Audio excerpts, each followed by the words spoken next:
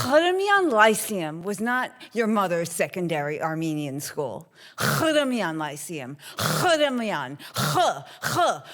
Sound was the recommended secondary Armenian education for all eligible day school graduates, where students can come together at St. Vartan's Cathedral in the city to hear lectures of Armenian culture, history, theology, poetry, learn traditional dance, and dining etiquette, meeting for one Saturday per month because that was enough.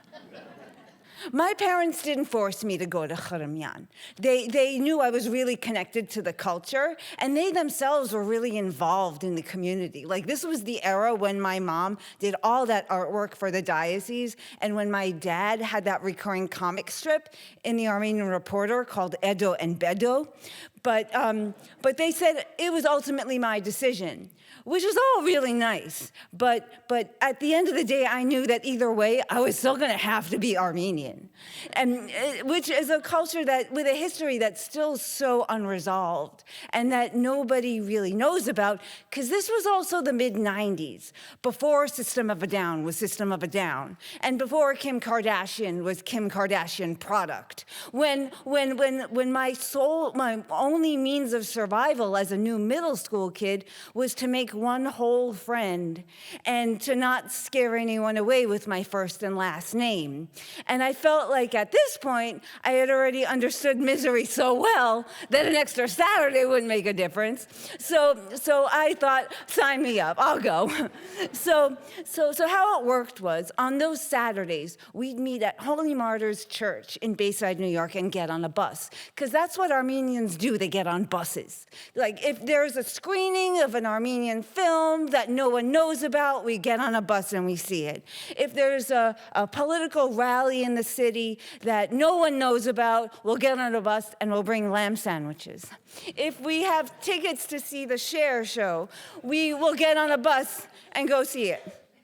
So we have 3 buses from 3 different Armenian churches, all going to St. Vartan in the city, the mothership, where we all get to the auditorium and we're greeted by our headmistress, Silva Der Stepanyan, who addressed anyone she ever addressed as if she were Angelica Houston from The Witches, and whose inspiration for hair, jewelry, and makeup was drawn from actual Cleopatra. So she stood there welcoming us all to Khurumyan and read us the Khurumyan rule and regulation. And it was like your typical set of rules, you know. No more than 1 earring in each ear, no chewing gum, no mini skirt, no sneaker, and no jean. So once that was established, we all went to choir practice. So there was this one choir practice where something happened that changed me forever. And there we were in an empty auditorium and standing on a stage and learning to sing the song Hingala, which, as you know, is the song about an abandoned shepherd who's sad and alone and because he's Armenian and who has to make himself, to cheer himself up by trying to remember happier memories. And when you get to the chorus, you kind of have to put your whole heart into it and sing the word Hingala a couple of times. So it sounds like, Hingala, and then so on and so forth.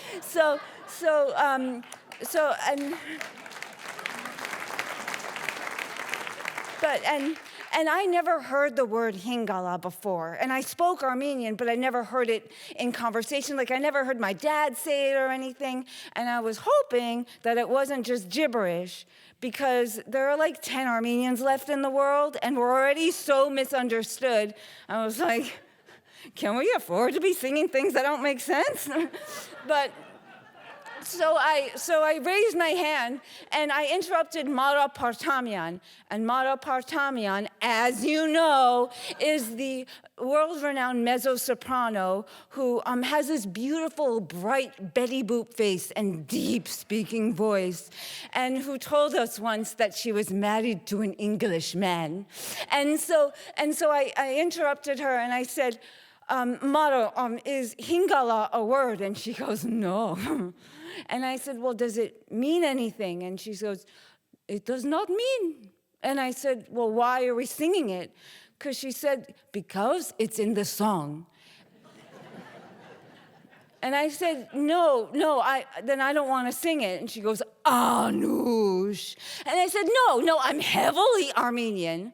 I just started middle school. I only pretend to know what lacrosse is. I don't have any friends. And I have to walk around with this big honkin' Anush Frunjan name all the time. And I don't have room in my life for anything else that doesn't make sense. And she goes, Anush. American songs have words in them that don't always make sense. And I said, no, they don't. And she goes, yes. And I said, so can you give me an example? And she thinks for a minute and she goes, it's a hingala. It is like shubab, shubab. Right? Shubab. And we all laughed. No one's ever laughed that much or ever at St. Vartan's Cathedral. And I was also really moved because I love the Ronettes. And I've dedicated my life to this cryptic culture and this cryptic language. And it meant so much to me to finally have an Armenian teacher that could speak to me in mine. And after all the anxiety and fear of dying alone started to chip away, for one brief moment, I was finally just a kid singing a song. Thank you.